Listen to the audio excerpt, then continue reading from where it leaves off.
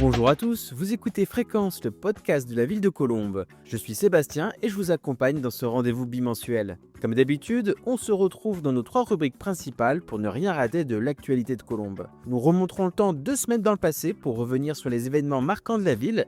Vous avez loupé quelque chose? Pas de souci, on vous raconte tout. Place ensuite à l'agenda des 15 prochains jours. Événements culturels, associatifs, sportifs et citoyens, vous ne louperez rien de ce qui arrive. Et pour boucler la boucle, place au tuto administration et vie quotidienne. On vous aide à naviguer dans la jungle administrative et les bonnes pratiques de la vie quotidienne avec des explications claires et concrètes pour que chaque démarche devienne presque un jeu d'enfant. Au sommaire de notre émission, retour sur la clôture de la rentrée écolo, parce qu'à Colombes la planète c'est du sérieux. Nous ferons ensuite un saut dans la nouvelle école Dominique Frelot, fraîchement inaugurée. Focus sur le concours Cube Logement. Spoiler, pas de briques Lego, mais beaucoup d'énergie avec la venue du champion de handball Nicolas Karabatic. On vous parlera ensuite d'Octobre Rose qui continue d'animer la ville pour la bonne cause. Petite pause culture avec l'exposition Maître d'art au musée de la ville. Nous passerons ensuite aux bonnes causes avec le don du sang et le café des aidants. Et pour conclure, nous terminerons avec les bonnes pratiques sur la collecte des déchets. Le 4 octobre, Colombes a tiré le rideau sur sa rentrée écolo. Depuis le 13 septembre, la ville a vibré au rythme d'initiatives vertes. Pistes cyclables flambant neuves, bourse au vélo, 30 ans de la coulée verte, porte ouverte des jardins partagés. Au total, 24 événements pour mettre la planète à l'honneur dans le cadre des semaines européennes de la mobilité et du développement durable. Et pour terminer en beauté, direction l'écolieu C'est Demain, où ateliers et animations ont rassemblé les Colombiens, guidés par Ludivine Puaré, chargée de mission transition écologique. On est là pour fêter la clôture de la rentrée écolo qui met en avant des initiatives et animations en lien avec la transition écologique, que ce soit proposées par la ville ou bien par des associations de la ville, alors celles qui sont le plus actives sur le sujet, j'ai envie de dire. Et puis aujourd'hui, du coup, on propose plusieurs animations assez sympathiques pour clore ce moment qui se veut convivial. L'objectif, ça reste quand même toujours de sensibiliser, faire prendre conscience et puis passer à l'action aussi au niveau de petits gestes écologiques et puis de ce qui se passe plus généralement dans le monde et au niveau des écosystèmes. Donc on va avoir des animations par plusieurs associations à la fois locales, nationales. On va avoir des animations en lien avec la biodiversité de la Seine, en lien avec les sciences, en lien avec les océans, plein de choses, il y a vraiment plein de choses. On va avoir un atelier de couture pour apprendre à réparer ses vêtements dans des logiques d'économie circulaire, si je puis dire. Et puis ce qui fonctionne très bien aussi, c'est un petit atelier assez sympathique de vélo smoothie avec des produits bio. Et le but, c'est de pédaler. Et on a aussi des dégustations de fleurs comestibles, également bio, cultivées en Normandie. Et pendant que nous disions au revoir à la rentrée écolo, nous disions aussi bonjour à un tout nouveau lieu d'apprentissage, le groupe scolaire Dominique Frelot, fraîchement inauguré dans le quartier de l'Arc Sportif. Après 2 ans de travaux dans cette ancienne zone industrielle, place à un bâtiment aussi majestueux qu'innovant où le bois s'impose comme le matériau star. Cette école flambant neuve construite sur 4 étages mise tout sur le respect de l'environnement et le confort thermique. Un vrai défi architectural que nous allons découvrir tout de suite avec son maître d'œuvre qui nous dévoile les coulisses de cette belle réussite. Un cahier des charges a défini le nombre de classes, le type de bâtiment en termes d'occupation, c'est-à-dire que les élus voulaient absolument une cour en pleine terre, il n'y a rien en dessous, quoi. C'est-à-dire qu'on peut planter des grands arbres comme vous voyez là, qui vont encore pousser. L'autre spécificité du cahier des charges était d'avoir un grand contact avec la biodiversité en milieu urbain, et puis évidemment être performant au niveau chauffage et au niveau confort d'été, qui est un des problèmes les plus complexes à l'heure actuelle si on ne veut pas dépenser de l'énergie. Pourquoi le choix du bois au départ? C'est de dire maintenant il faut qu'on construise plutôt bas carbone. Donc c'est un des matériaux qui dépense quand même moins de carbone à la construction. L'équipe a proposé d'utiliser la géothermie. On a 11 sondes sous la cour qui sont comme des thermomètres et qui captent la température du sol, qui varie très peu entre été et hiver, entre 16 et 18 degrés, ça dépend. Voilà. Donc qui permet derrière de faire des chauffages avec une PAC, mais on part déjà d'une température qui est déjà plus chaude que l'air ambiant d'hiver. Et on peut aussi faire du rafraîchissement l'été, parce que 16-18 degrés, rien qu'en faisant circuler dans le plancher chauffant, on a déjà une bonne température et ça ne coûte que très peu d'électricité parce que c'est des circulations de pompes. On a aussi des brasseurs d'air, comme vous avez vu. On peut décharger la nuit le bâtiment de la chaleur qu'il aura accumulée le jour. On a des brises soleil orientables qui permettent vraiment de laisser entrer la lumière mais pas trop la chaleur. Voilà, il y a tout un arsenal pour arriver à un confort correct. Présent à cette inauguration, Michel Frelot, fils de celui qui fut le maire de Colombes pendant 36 ans, nous a fait part de son émotion. Nous sommes heureux, et je pense qu'il l'aurait été aussi, qu'une école soit associée à son nom, ou qu'il soit surtout associé au nom d'une école. Il faut plutôt le dire comme ça. Mon père a été élu pour la première fois à Colombes en 1965. Il avait 37 ans, donc un très jeune maire de grande ville. Moi, j'avais 10 ans. Pour situer. Son dernier mandat en tant que maire s'est terminé en 2001, 73 ans. Ça représente 6 mandats. Au-delà de la durée, c'est l'importance du travail accompli sur la ville, qui est passée d'une ville de banlieue avec des bidonvilles, des différences sociales importantes, une zone pavillonnaire, etc. Donc des inégalités assez criantes. Et une ville modernisée avec tout ce qu'il faut en école, en gymnase. C'est vrai que le symbole liberté, égalité, fraternité, groupe scolaire Dominique Frelot, c'est quelque chose d'important. Et pour revenir sur son parcours politique et les transformations majeures qu'il a portées à travers ses mandats, une exposition hommage lui est consacrée jusqu'au 4 novembre dans le hall de l'Hôtel de Ville. Colombes s'est mise au vert et à la compétition. Pendant la semaine européenne du développement durable, la ville a lancé le concours Cube Logement, un défi national pour économiser l'énergie autrement. Un concept à la fois ludique et utile où chacun apprend à consommer mieux en équipe. Et pour motiver les troupes, un coach de légende, Nicolas Karabatic. Le triple champion olympique était présent le 8 octobre au gymnase Marie-Josée Pérec pour encourager, défier et challenger les participants. J'associe mon image à un projet qui me tient à cœur, la transition énergétique à travers le championnat de France d'économie d'énergie.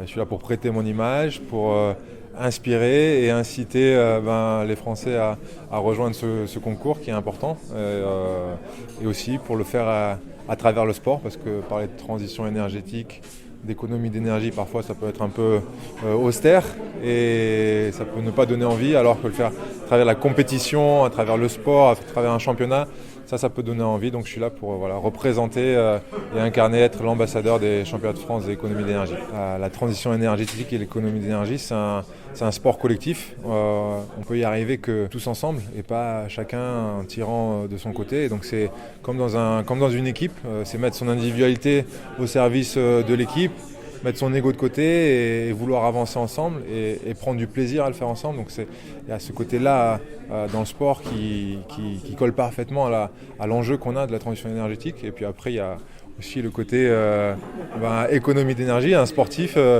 il est à fond pendant un match, mais pendant tout le reste du temps, il est en mode économie d'énergie. Il doit apprendre à gérer son corps parce que c'est un outil de travail et c'est la même chose avec nos bâtiments, avec notre utilisation de l'énergie. C'est primordial qu'on sache l'utiliser du mieux possible et ces championnats de France d'économie d'énergie sont là pour nous l'expliquer, pour sensibiliser, pour éduquer aussi. Et donc voilà ce qui m'a séduit dans ce projet. Le conseil que je donnerais, c'est de se prendre au jeu. Une fois qu'on a essayé une compétition, de voir le plaisir que ça peut apporter, l'émulation et surtout que une compétition, le sport, c'est la vie. On peut faire de grandes rencontres, on peut prendre du plaisir, on peut gagner, on peut perdre, mais on peut surtout beaucoup apprendre. Je suis déjà venu à Colombes quelques fois, j'ai de la famille qui habite ici, et puis j'ai mes enfants qui font du sport, donc je connais quelques gymnases à Colombes. Mais c'est la première fois que je viens dans le gymnase Marie-Josée Pérec, donc je pourrais dire à Marie-Jo que le gymnase est très beau et que je l'ai vu. Donc non, je connaissais déjà Colombes, mais je suis heureux d'être là aujourd'hui. Après l'énergie, place à une autre grande cause, la santé. Octobre Rose, c'est la campagne mondiale qui sensibilise à l'importance du dépistage du cancer du sein et qui soutient la recherche. Tout au long du mois, de nombreuses activités préventives sont proposées. Ateliers, rencontres ou encore actions de dépistage. Un rendez-vous essentiel, porteur d'espoir et de solidarité, mais aussi un rappel que la prévention, c'est toute l'année. Pour en parler, Khadija Berouna nous a accueillis et revient sur les avancées, les impacts positifs et les défis encore à relever pour la santé des femmes, mais aussi des hommes. Octobre Rose est le mois dédié à la lutte contre le cancer du sein au niveau mondial. Quasiment tous les pays s'accaparent ce mois pour sensibiliser les femmes et les hommes à la lutte contre le cancer du sein. Une femme sur 8 malheureusement a un cancer du sein. Avant, il y en avait beaucoup plus. C'était une femme sur 2, puis une femme sur 3. Maintenant, on arrive à une femme sur 8 grâce au dépistage organisé. Alors, de 50 à 74 ans, les femmes peuvent aller faire une mammographie gratuitement. Dès l'âge de 50 ans, vous allez recevoir une petite invitation pour aller faire une mammographie dans un centre dédié, un centre de radiologie conventionné. C'est gratuit et tous les 2 ans, on conseille de faire cette mammographie. Donc, tous les 2 ans, vous allez recevoir votre petite invitation pour aller faire cette mammographie, ce dépistage organisé par CRCDC, le Centre des dépistages des cancers. Alors, le dépistage porte ses fruits, mais ce n'est pas suffisant parce que, par exemple, en 2024, nous avons eu dans les Hauts-de-Seine que 35,5% de femmes qui ont bénéficié de ce dépistage, qui sont allées se faire dépister, faire une mammographie gratuitement. Honnêtement, ce n'est pas assez. Il faudrait qu'il y ait au moins 70% des femmes de 50 à 74 ans qui aillent faire cette mammographie. Il est vraiment très très important de se faire dépister et d'y aller. 35,5% des femmes, ce n'est pas suffisant dans les Hauts-de-Seine, il en faut beaucoup plus. Il faut vraiment savoir le faire seul aussi, parce que le dépistage, il est proposé aux 50-74 ans, mais les jeunes femmes peuvent avoir un cancer du sein et il faut savoir s'autopalper. Et je voulais rajouter quelque chose, il n'y a pas que les femmes qui peuvent avoir un cancer du sein. Il faut savoir que des hommes sont atteints d'un cancer du sein et malheureusement, c'est découvert à un stade assez avancé par manque d'information. La guérison est plus difficile et plus longue. Donc vraiment, les hommes, soyez sensibilisés aussi. Ne pensez pas que ça n'arrive qu'aux autres. Et à la moindre petite boule, à la moindre sensation, allez voir son médecin. Il est maintenant temps de passer à notre agenda des activités de la ville dans les 15 prochains jours. On commence avec une note culturelle. Jusqu'au 8 février, les métiers artistiques sont à l'honneur avec l'exposition Maîtres d'art. C'est l'occasion de voir un savoir-faire rare, comme nous le raconte Émilie Gibert du musée de la ville de Colombes. Et n'oubliez pas, l'entrée est libre et gratuite. Il s'agit de présenter les œuvres contemporaines de 3 maîtres d'art qui ont installé leur atelier à Colombes. C'est assez rare pour une même ville d'avoir 3 maîtres d'art sur son territoire. Le titre de maître d'art est une distinction honorifique qui a été créée en 1994 par le ministère de la Culture et qui a pour but de préserver le savoir-faire rare des maîtres d'art et de permettre sa transmission à d'autres générations. Chaque maître d'art s'engage à former un élève pendant à peu près 3 ans pour assurer justement la transmission de ce métier aux générations futures. Les 3 maîtres d'art qui sont présentés ici au musée d'art et d'histoire de Colombes, il s'agit d'Isabelle Emmerich, qui travaille la laque européenne selon la technique très ancienne inspirée des laques asiatiques et mise au point par les frères Martin au XVIIIe siècle. Il y a aussi Jean-Pierre Bacquer qui travaille lui le verre au chalumeau, à la flamme et le verre soufflé. Et enfin, Franck Benito, qui est tailleur de cristal et qui a donc son atelier Cristal Benito à Colombes. C'est gratuit, tout public, du mercredi au samedi, tous les après-midi, de 13h à 18h le mercredi au vendredi, et le samedi à partir de 14h jusqu'à 18h. Nous sommes ouverts aussi les 2 premiers dimanches de chaque mois. La culture, c'est ce qui nous relie, et justement, parlons maintenant de liens et d'entraide. Vous accompagnez un proche malade en situation de handicap ou dépendant du fait de son âge ? C'est un rôle exigeant, mais vous n'êtes pas seul. Venez trouver conseil et soutien au prochain Café des aidants. Le CLIC, ou Centre local d'information des coordinations, vous invite à venir partager votre expérience autour d'un café. L'occasion d'exprimer vos difficultés et d'échanger idées et solutions avec d'autres aidantes et aidants et des professionnels sur la relation aidant-aidé. Les prochains rendez-vous auront lieu les vendredis 17 octobre, 21 novembre et 19 décembre, de 15h à 16h30 à la Maison des Associations, 4 places du Général Leclerc. C'est gratuit et sur inscription au 01 47 60 43 54 ou à l'adresse mail suivante clic@mairie-colombe.fr. Passons maintenant à votre santé puisque la ville proposera un geste solidaire et vital. Venez donc participer au don du sang ce jeudi 23 octobre de 14h30 à 19h30. L'équipe vous attend à l'espace Jacques Chirac. Votre don est précieux, peut sauver des vies et ne prendra que 10 minutes. On compte sur vous. Vous pouvez dès maintenant prendre rendez-vous sur le site dondusang.efs.santé.fr. Et pour terminer proprement notre émission, c'est reparti pour le tuto propreté à Colombes. Le compost et les déchets de cuisine, c'était le mois dernier. Cette fois, on attaque un autre gros morceau. Marilène Perron nous explique tout sur les déchets verts et le recyclage. À vous de jouer. À Colombes, il y a différents types de collectes. Donc il y a les collectes d'ordures ménagères, il y a les collectes de tri, il y a les collectes de verre et il y a également ce qu'on appelle la collecte des déchets verts. Donc les riverains se présentent dans une mairie de quartier ou à l'hôtel de ville, munis d'une pièce d'identité et d'un justificatif de domicile, et on va leur remettre un paquet de 10 sacs Kraft, effectivement en papier, donc ils vont pouvoir utiliser pour évacuer le trop-plein de végétaux de chez eux. Pour la collecte, il y a un secteur où c'est tous les lundis, et l'autre secteur c'est le mardi.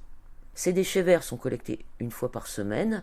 Ça s'arrête seulement entre le 31 janvier et la mi-mars. Donc ça s'arrête seulement 1 mois et demi par an. Au départ, c'était pas comme ça du tout le dispositif, mais vu le changement climatique et que les feuilles tombent de plus en plus tard, on a dû adapter.